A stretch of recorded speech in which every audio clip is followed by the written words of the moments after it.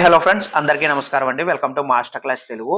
తెలంగాణ రాష్ట్ర వ్యాప్తంగా ఉన్నటువంటి రైతులకు అదిరిపోయే శుభవార్త రావడం జరిగిందండి.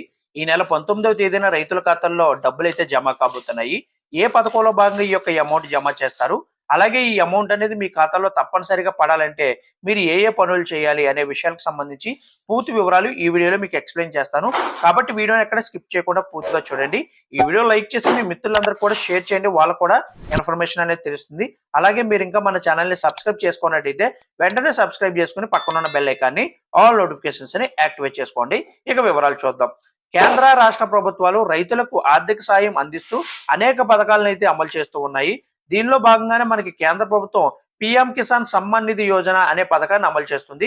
ఈ పథకంలో భాగంగా కేంద్ర ప్రభుత్వం ప్రతి ఏటా 6,000 రూపాయలని రైతులకు పెట్టుబడి సహాయం కింద అందిస్తుంది.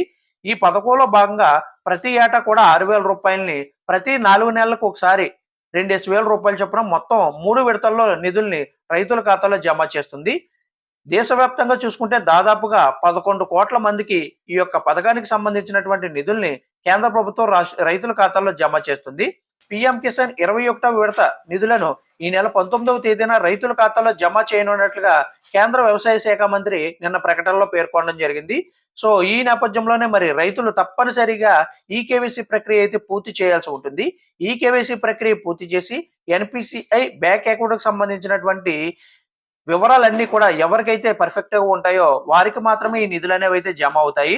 సో ఇప్పటికే ఈ యొక్క పిఎం కిసాన్ పథకానికి సంబంధించి అర్హుల లిస్ట్ కూడా విడుదల చేయడం జరిగింది.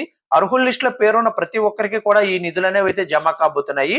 ఈ నెల 19వ తేదీన డిబిటి ద్వారా నేరుగా రైతుల ఖాతాల్లో పిఎం మోడీ గారు పిఎం కిసాన్ పథకానికి సంబంధించి 21వ నిధులను అయితే విడుదల చేయబోతున్నారు.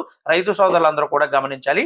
అయితే ఈ యొక్క బెనిఫిషరీ లిస్ట్ లో అంటే అర్హుల లిస్ట్ లో మీ పేరు ఉందో లేదో చెక్ చేసుకోవడానికి నేను లింక్ డిస్క్రిప్షన్ లో అలాగే కామెంట్ సెక్షన్ లో ఇస్తాను. మీరు ఆ లింక్ మీద క్లిక్ చేసి మీ వివరాలు అనేవి ఎంటర్ చేసి ఆ లిస్ట్ లో మీ పేరు ఉందో లేదో ఒకసారి చెక్ చేసుకోండి. సో పేరున్న ప్రతి ఒక్కరికి అమౌంట్ అనేది అయితే జమ అవుతుంది. రైతు సోదరులందరూ కూడా గమనించాలి.